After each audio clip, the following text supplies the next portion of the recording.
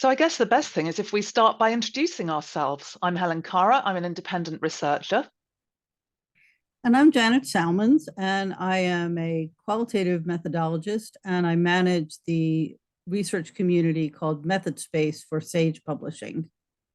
And we both pretty much specialize in research methods and research ethics. And that's what we write about.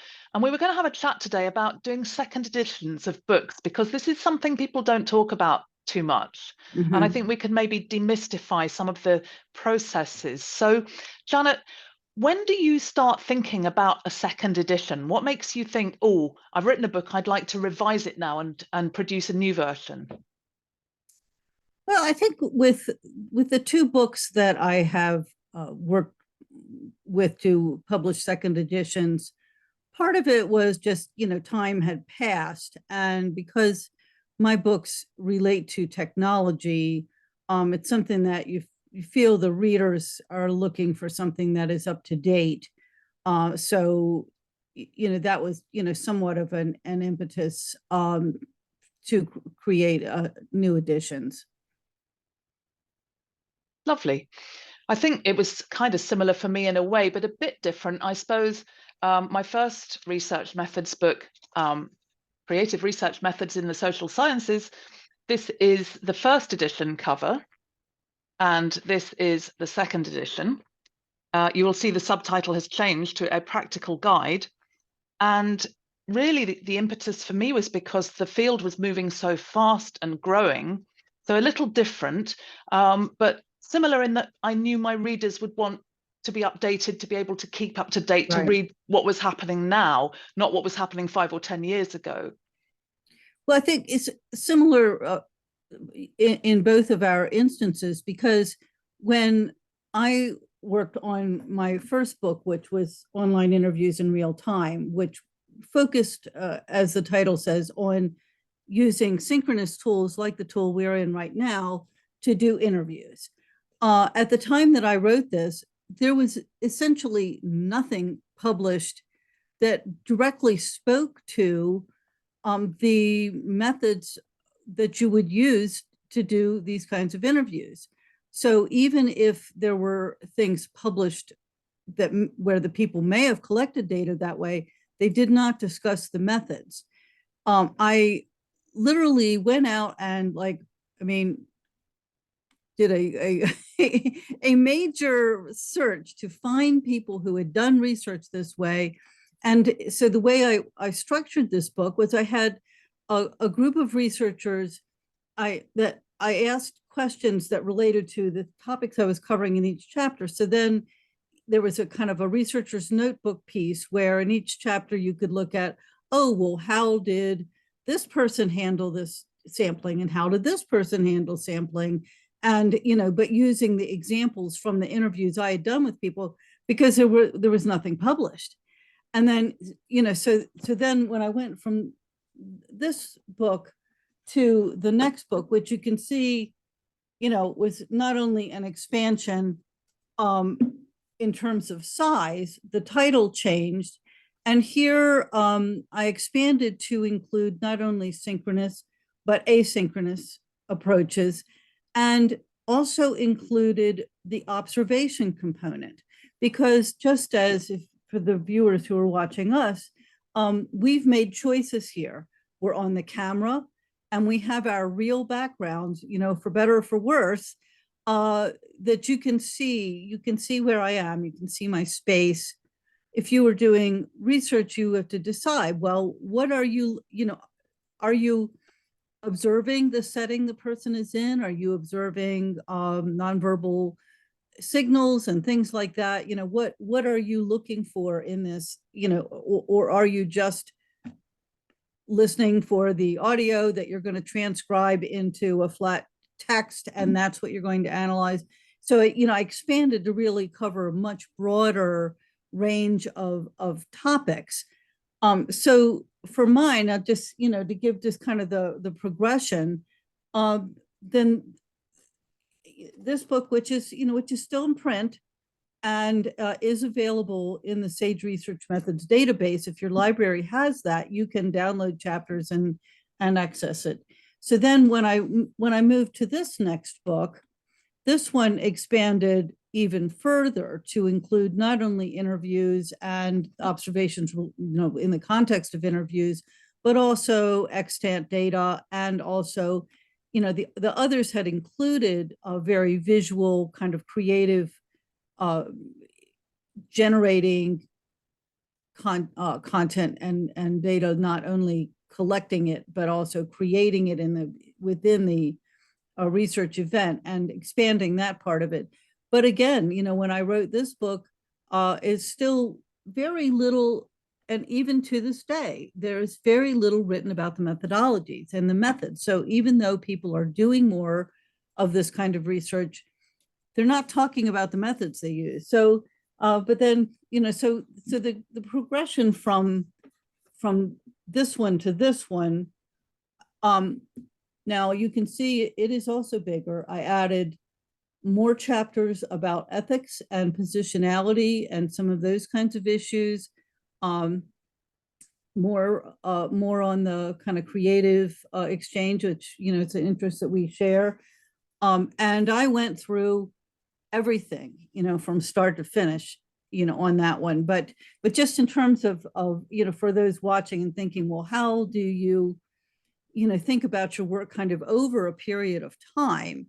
It's certainly, as an instructor, I was thinking today when I was thinking about talking with you, I mean, as an instructor, when a new edition would come out, and then you're thinking, oh, now I've got to like redo all my assignments, and what was chapter 5 is now chapter 2. And, I've got to really rethink everything, which I'm sorry, that's what you're going to have to do with my books.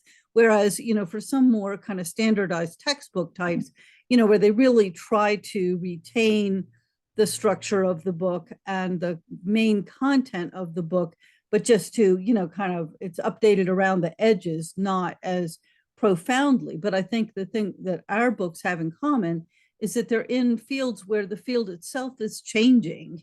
And so you can't do it that way of just, kind of doing a little tweaking around the edges. Yeah, I absolutely agree with that. I mean, I know there are these sort of cosmetic new editions that you're talking about where they've just been tweaked around a little bit. Whereas you and I do root and branch reviews of our writing, and like you say, change the structure, change the content, add new content, update all the references. But before we get to doing that, it might surprise people to learn that you have to do a new book proposal for a second edition. It's not quite as exhaustive as an initial book proposal, but you have to justify to the publisher why you think a new edition is needed, and then that proposal goes for peer review, just as with if you're writing a book in the first place.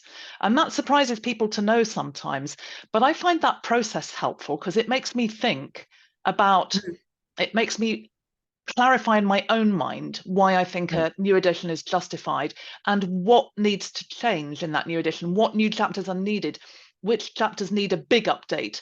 Some chapters may not change very much. Some individual chapters may stay pretty much the same. But I would want at least one new chapter's worth of new material to call it a new edition.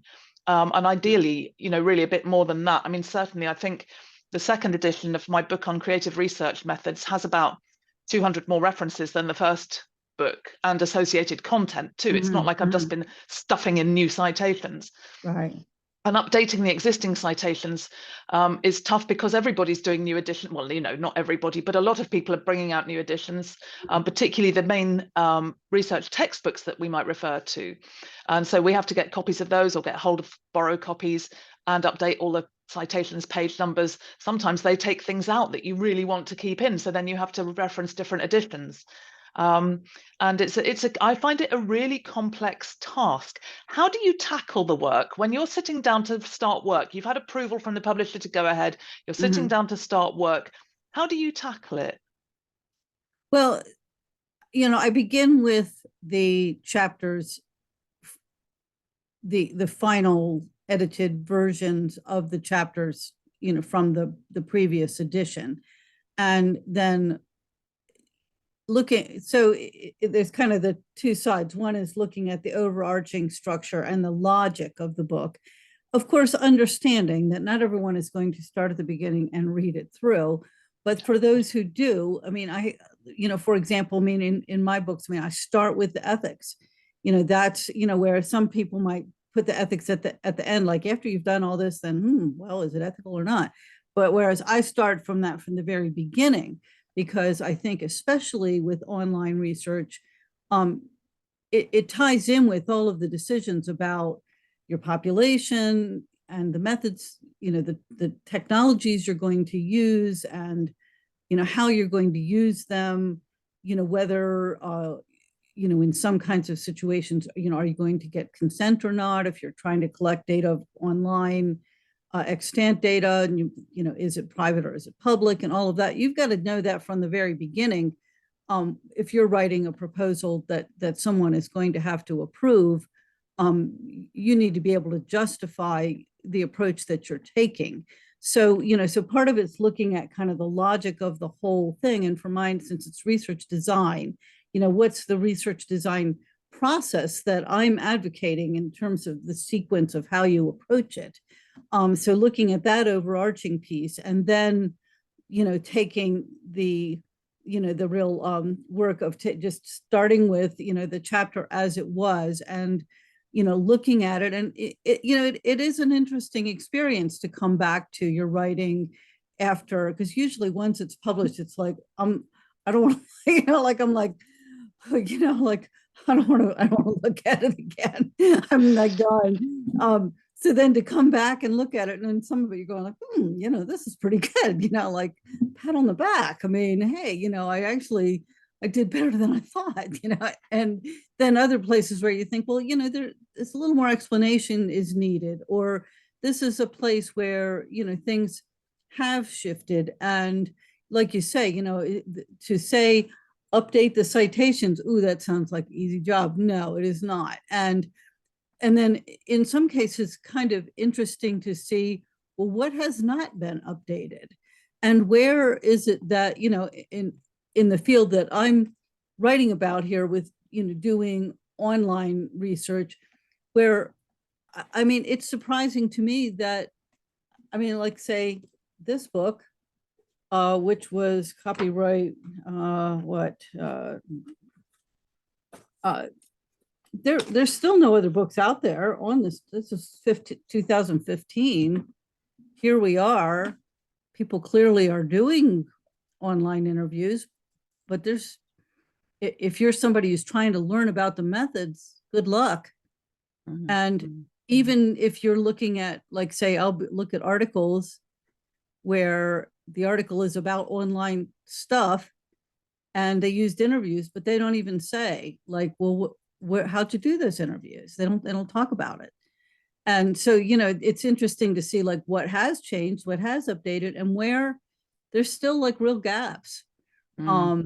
And I'm sure that, with yours too, I think people are using creative methods more, but are they really, say, digging into the rationale for what works, what doesn't work, what are the decisions you need to make as a researcher to use these approaches, and what do you want to avoid or emphasize? Yes, I think that's right. And I very much relate to what you say about when a book goes into production for publishing, it's like, no, I never want to see that again. But then coming back to it, like you, I think some bits I think, oh, that was quite good actually. And then there are other bits where I think, oh no, I think I need to change that for sure. But my process is perhaps a little different from yours in that I do love a list. And I tend to make myself a list at the start. I use my proposal. And I use also and thoughts I may have had since, and the reviewers' comments on the proposal and all of that, and make myself a list of tasks to be done.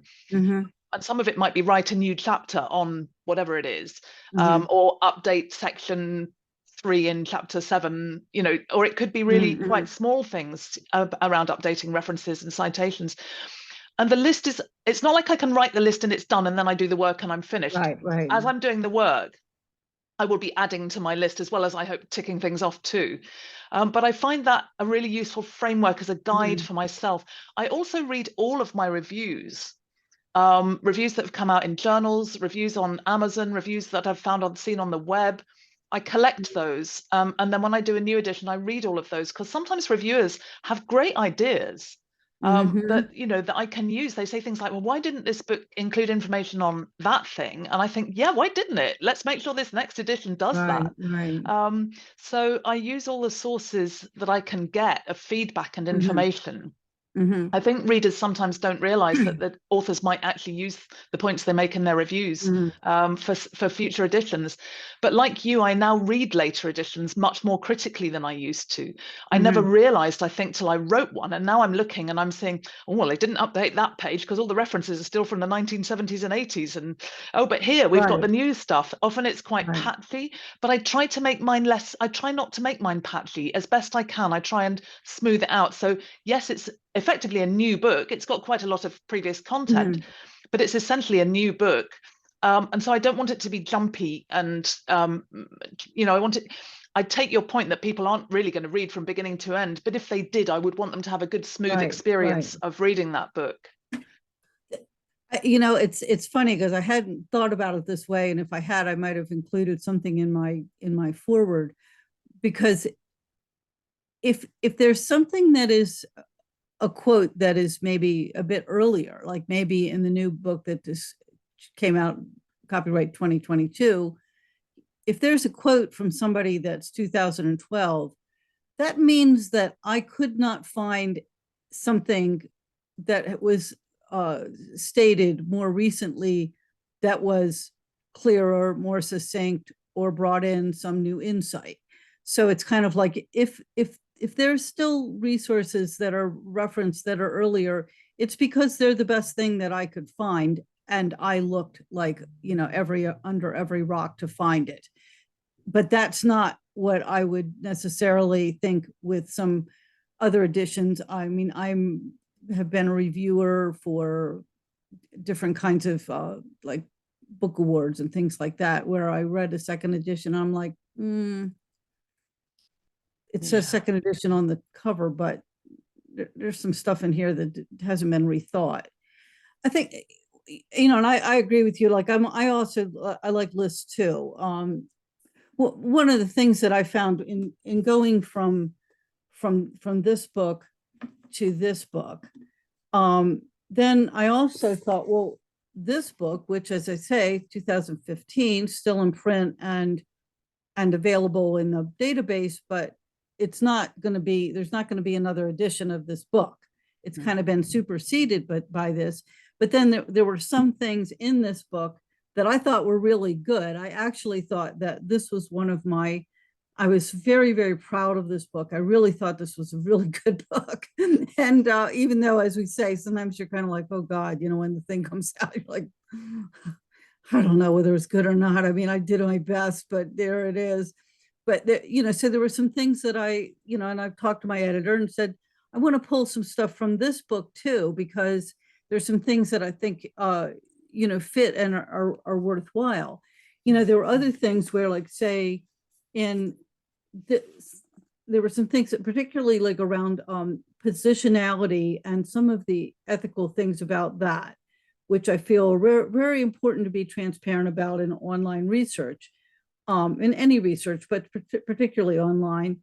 And so I expanded that into a whole nother chapter. So like, say, after rereading, I'm going like, this needs more attention. And so then that became, so I wrote to my editor and said, I want to add another chapter in here. And then that became a whole nother chapter. So, but, thinking about this together with you, I think, well, again, if what you're writing about is emerging methods or something in a field that is changing, the process is probably significantly different than, if it was biology 101, textbook. Well, probably, nothing's changed that much in biology, maybe, I don't know, but maybe not as dramatically as in, a field where, there has been, a lot of change. Yeah, absolutely. And I've just had my latest publication is actually a third edition, which that's the second edition. And this is the third edition. Yeah. Ah, And I'm glad to say that moving from second to third edition is not really any different than moving from first to second edition, except for the word count thing. And this is another thing people might not realize. When you're doing a second or third edition, you still have a word limit from your publisher and you have to stick within it. And with this third edition, I had to go back to my editor and beg for more words because I couldn't fit in everything I wanted to fit in. I was down on my knees saying, please, please, please, we'd agreed 100,000 words. And she went to 107,000. And I think it came in at something like 106,996 or something. But, you know, we're doing all of this updating, but we're still trying to keep it contained. We right, don't have right, free reign to keep going to any length we like. right, We right, still have right, to work to a word count. So right. it's an interesting process though, right? It is an interesting process. I think that it's a lot more work than someone who hasn't done it may realize, because as we're saying, you know, part of it is looking at the writing. I mean, my previous doing qualitative research online, I had made every effort to avoid, for example, gender, language. But in the new edition, it is completely, you know, like that's something that I changed throughout the entire book. I mean, basically every sentence of the whole book I looked at in redoing this book. So, you know, it's definitely a lot of work. And, you know, some people might feel like, well,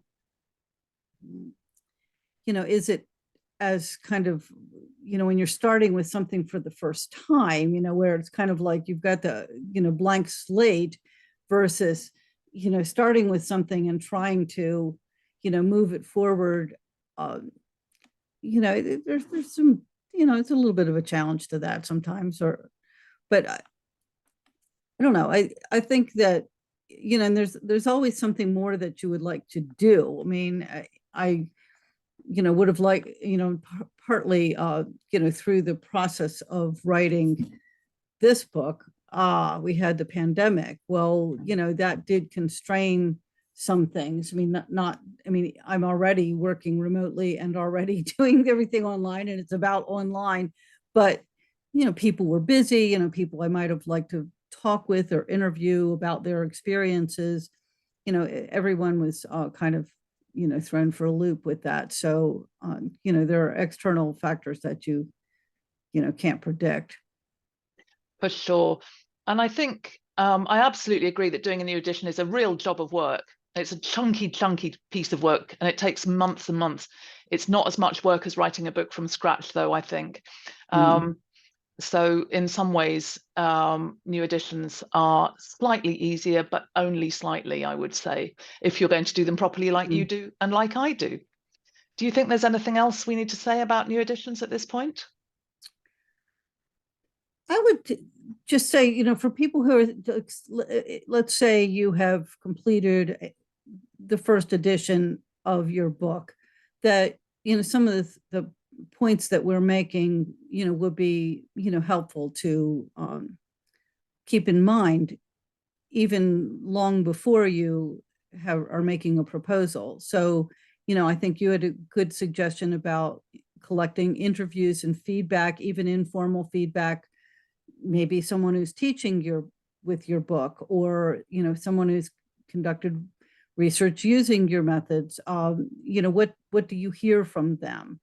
And so just as an example, I mean, one of the things that I've heard from people over and over again was that my writing is very clear. You know, well, I think that it's because I spent so much time trying to explain research to doctoral students who I was supervising, that I, you know, kind of just got used to trying to explain things, and don't assume that they already get it. You know, if they already got it, they wouldn't be reading your book, you know. So that, you know, so I thought, well, if that's something that people like, I want to retain that style. So, you know, what are the things that you hear, whether it's informal or formal? You know, another is just keeping a file or whatever, however you organize your stuff, of interesting articles that relate to what you are doing, or, you know, other books that have come out, because maybe when you did your competitive analysis for your initial proposal, maybe there wasn't anything in the field, but now there other books are starting to come out, or other, materials are coming out in your field. Keep up with that, and kind of make notes as you go, because if you just suddenly like one day go, I think it's time for a new edition, but you haven't been kind of keeping track of those things along the way, the job will be much bigger. That's such a good point. And it's actually something I learned when my creative research methods book came out, the first edition in 2015. The week it was published, people started sending me things on Twitter. Did you know about this? Have you seen this? Here's a creative method. And I started thinking, oh, why didn't I know about this before? And then I thought, no, hang on, I'm going to store this. And I did exactly what you said and set up a folder. And I now do that every time something's published. I set up a folder for the next edition. And in fact, I'm now preparing to do the second edition of this book on research ethics. And I've been stockpiling. That came out in 2018. And I've been stockpiling stuff, including links. I collect URLs to things where people have linked to things that are online. So I have a resource, exactly as you say, to go to. So it's really interesting because, you and I have written a book together, but it's interesting how similar our processes are. We haven't really talked about this before, but in working on second editions and subsequent editions, we seem to have a quite similar process. So I think that should make this video even more useful for people who might be thinking about doing this for the first time themselves. I hope it will. Right. Well, I guess, one thing that we haven't discussed, and that neither of us did in these editions, but I frequently see, is where in a second or subsequent edition, there is a co-author. So sometimes it's where, the original author is, perhaps, they've retired, they're not as active in the field, or there's someone else that they would really like to include.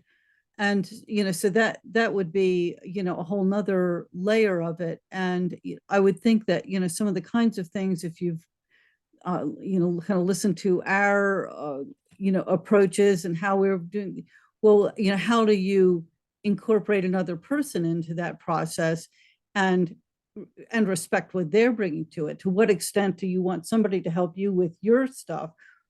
Or do you want to do something that's really collaborative, where you say, well, I want to bring, this other body of work in, and, in conjunction with what I'm doing, which I think, like, say, for example, with mine, if there was someone, I'm actually not planning to do another edition of this anytime soon, I hope, but if I were going to, maybe I would want to bring in someone who had expertise in something like big qual, that's not my field. So I think, looking, being on the outlook for people who might be able to contribute or to join with you, is something, depending on your field, might be another consideration.